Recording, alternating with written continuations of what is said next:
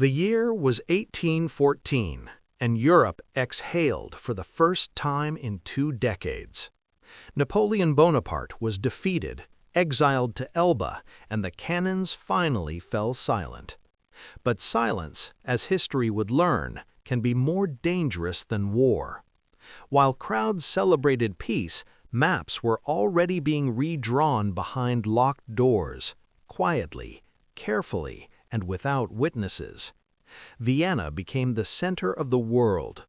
Carriages crowded its streets, chandeliers burned late into the night, and masked balls filled palaces with music. Officially, Europe had gathered to restore order after the Napoleonic Wars.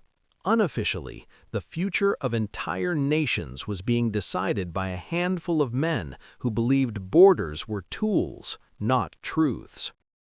The Congress of Vienna opened in September 1814.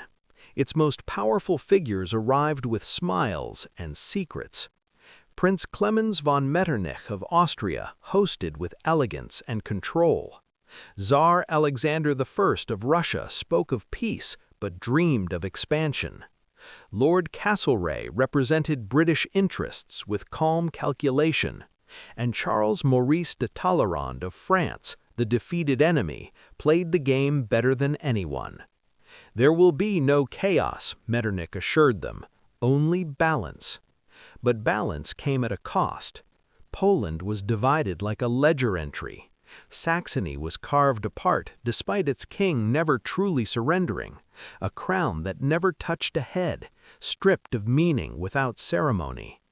Italy remained fragmented, its people ignored.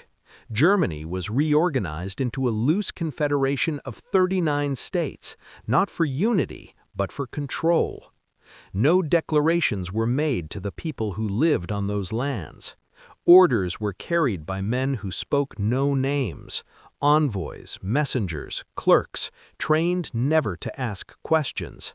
They carried sealed documents and returned with signatures that decided millions of lives. In March 1815, a shock rippled through Vienna. Napoleon had escaped Elba.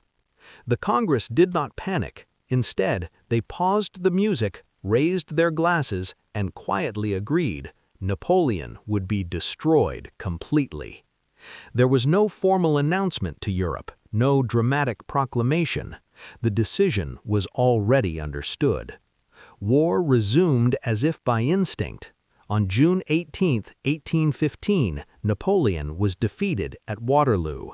But the true victory had already been won in rooms without windows. While armies marched, diplomats finalized borders. Gold changed hands, not to buy loyalty, but silence. Minor rulers were compensated, objections were softened, files were sealed.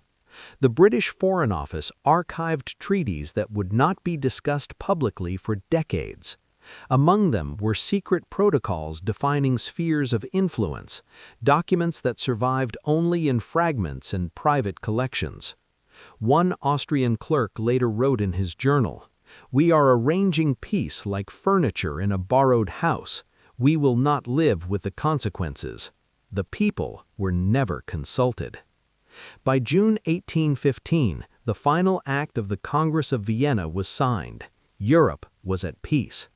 No nation declared victory, no empire admitted defeat. The war had ended without a single proclamation that explained what had truly happened.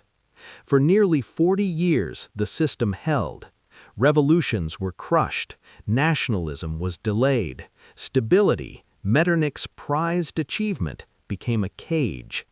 When it finally broke in 1848, the anger was explosive, and the maps drawn in Vienna began to bleed. Today, the artifacts remain.